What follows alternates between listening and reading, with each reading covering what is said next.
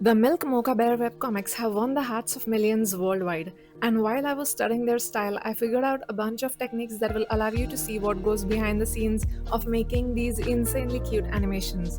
So, in this video, I'm going to break it all down into two sections: the pre production stage and the animation workflow using three case studies. And if you would like to follow along, there are free templates attached in the description below. So, let's dive in. Firstly, the idea is so critically important.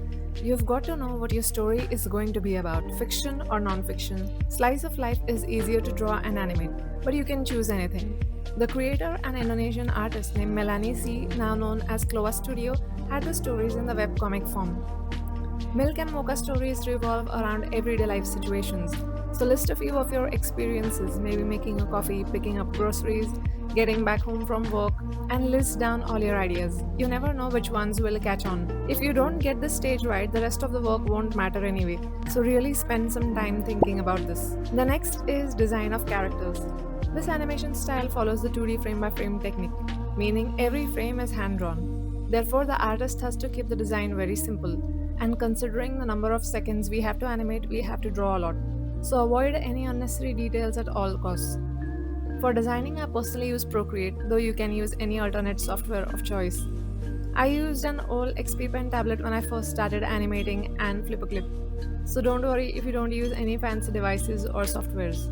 Let's design the character turnaround. In this, we get an idea how the character looks like from all angles: the front, side, 3/4 view, and back.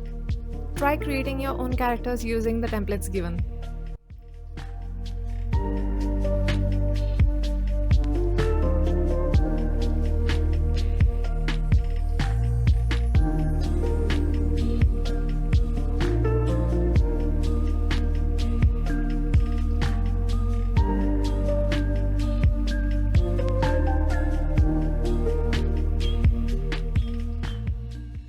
This artist uses simple shapes, soft rounded forms even for ears and limbs.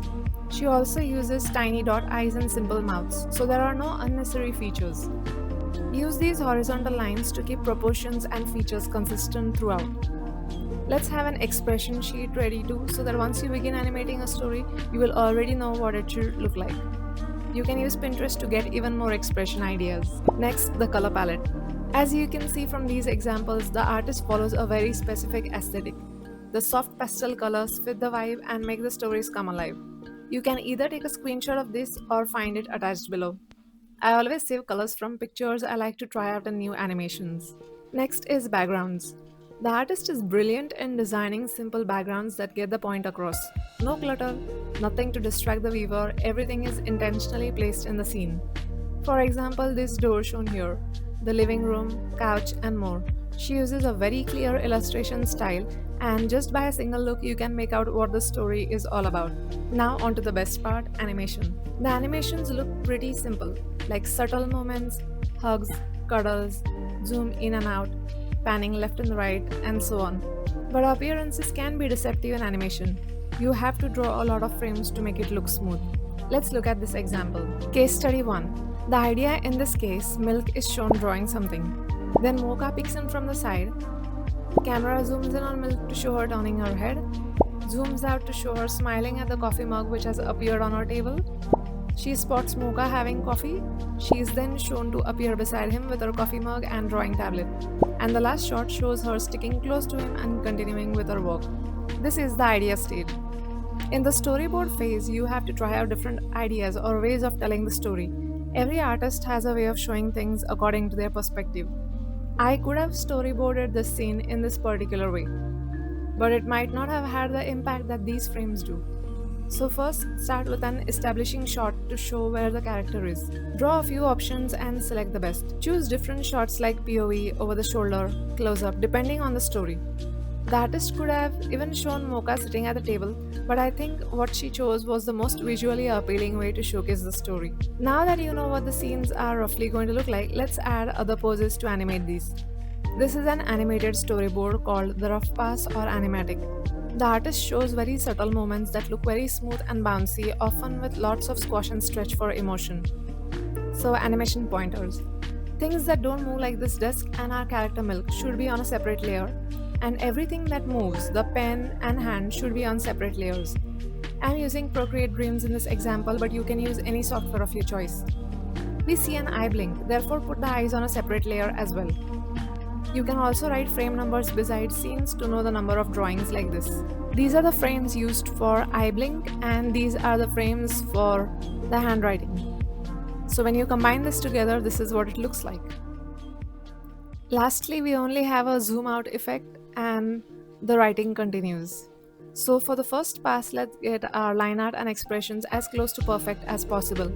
If everything looks good at this stage, you can skip the next step and directly go on to coloring. If you haven't decided on colors yet, you can even experiment at this stage.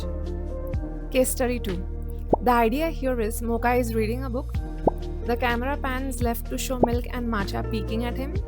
Then we have a close-up shot of Mocha, close-up of Milk jumping on Mocha, wide shot of the same scene, and the last shot shows Milk kissing Mocha. The rough storyboards would look like this. The main action here is Milk kissing Mocha, which can be drawn like this. So draw Milk on a separate layer on top. These are the poses drawn frame by frame. Color it in, and there you have it. The establishing shot is a pan movement which can be shown like this with move and scale keyframes. They are even shown with their small dino pet Matcha. Only his spikes are shown quivering in the last shot though. And add some cartoon effects like these two. Case study 3. The idea: Milk is posing for pictures while Mocha clicks them.